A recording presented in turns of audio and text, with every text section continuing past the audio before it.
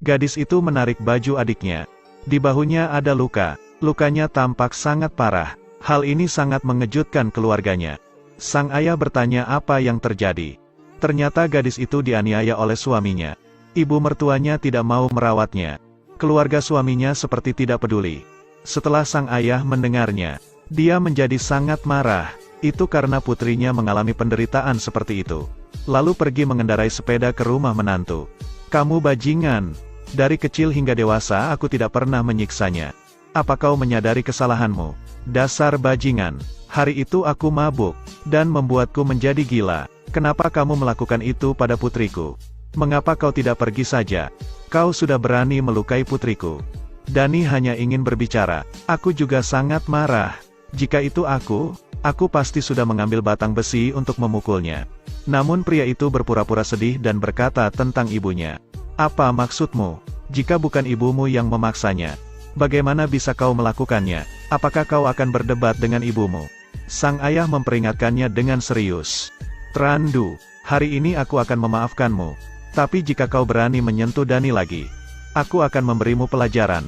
Meski aku harus mati, tapi setidaknya kita akan mati bersama. Apakah kamu mengerti? Di sisi lain anak itu mendengar Dani dipukuli. Dia juga sangat marah. Sejak kecil tidak ada yang berani menggertakmu. Aku akan membunuhnya. Dan jangan menghentikanku. Setelah mengatakan itu, dia mengambil tongkat dan lari ke rumah suami Dani. Keluarganya tidak bisa menghentikannya. Tetapi saat di perjalanan, dia bertemu neneknya yang baru pulang dari pasar. Neneknya merasakan hal buruk. Jadi dia menghentikannya. Kemana kau akan pergi? Di mana kau mengambil tongkat itu? Trandu berani memukul adikku. Nenek sudah melihat bahunya. Dia dipukul dan disakiti. Nenek, apa kau baik-baik saja? Kemudian anak itu segera membawanya pulang. Setelah nenek bangun, dia berbicara dengannya. Aku merawat cucuku dari kecil hingga dewasa. Hal itu membuatnya merasa sedih hingga menangis. Kenapa mulutmu seperti itu? Aku ingin melihat bahumu. Tunjukkan padaku. Hari itu orang tua Dani langsung mendatangi rumah suaminya.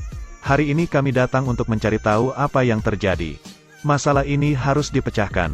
Dengan begitu mereka bisa hidup bersama lagi. Dani tidak bisa hidup seperti ini. Aku tidak tahu bahwa ini kesalahan Dani atau Trandu. Aku harap kamu bisa meyakinkan kami bahwa Trandu tidak akan melakukan hal itu lagi. Selama Dani berada di sisi Trandu, Trandu pasti tidak akan melukainya. Dan untuk kenyamanan keluarga ini.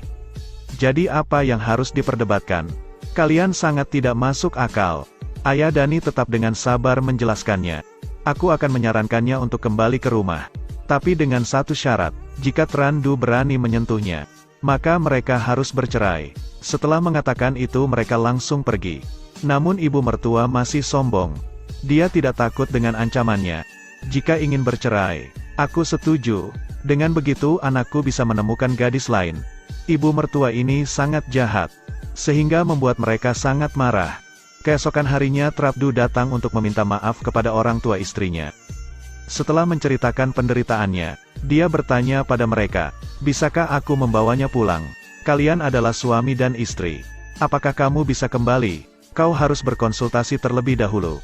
Kembalilah, jika ibumu memaksamu lagi, dan jika sudah memiliki anak, kamu pasti melakukannya. Aku menghormati pendapatmu. Jika kamu tidak menyukainya, aku akan memiliki anak. Aku tidak akan memaksanya. Trandu menjelaskannya dengan baik. Dia berusaha meyakinkan keluarga istrinya. Bahkan berjanji untuk tidak menyiksanya lagi.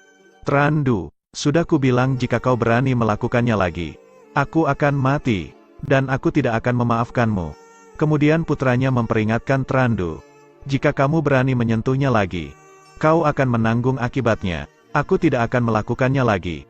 Aku berjanji, jika aku melakukannya lagi, aku akan bunuh diri. Jadi kamu tidak perlu melakukan hal seperti itu. Lalu Trandu membawa istri dan anaknya kembali. Nenek, aku sudah kembali. Kau terlalu berisik. Ibu harus bahagia. Aku tidak bahagia, Ibu.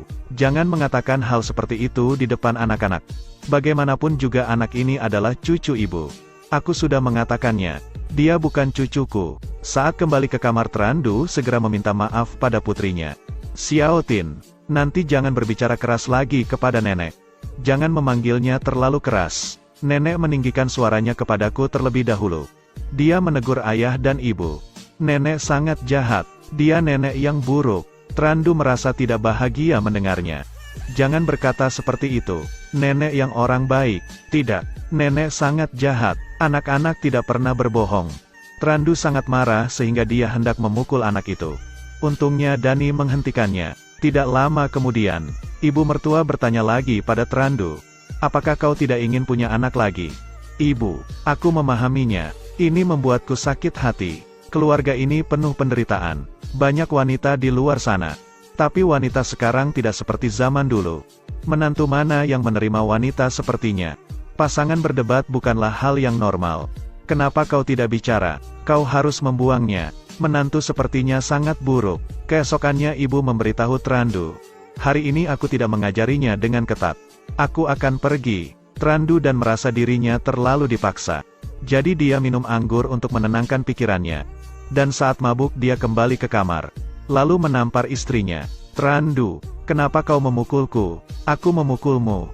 Bagaimana denganmu?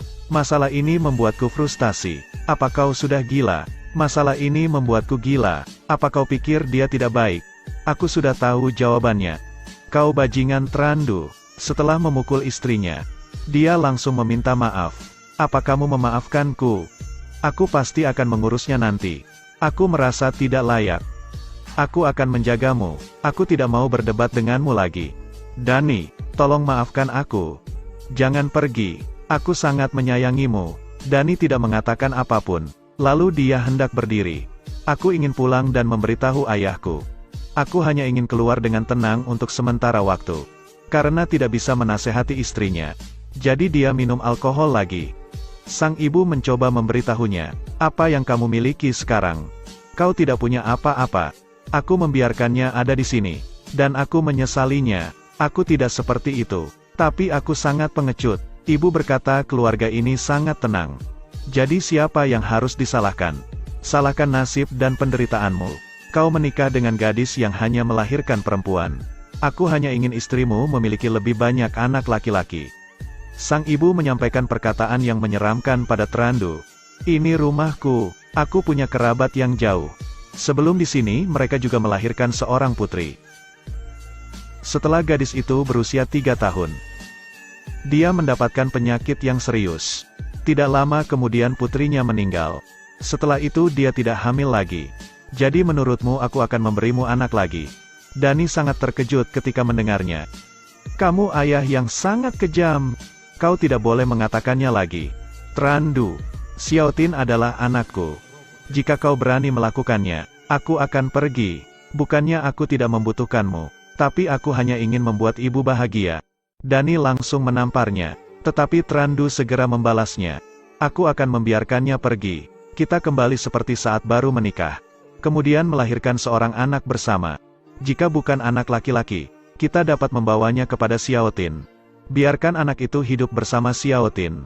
Jika kita melahirkan anak laki-laki, maka kita bisa menghentikannya. Aku tidak kapan ini akan terjadi.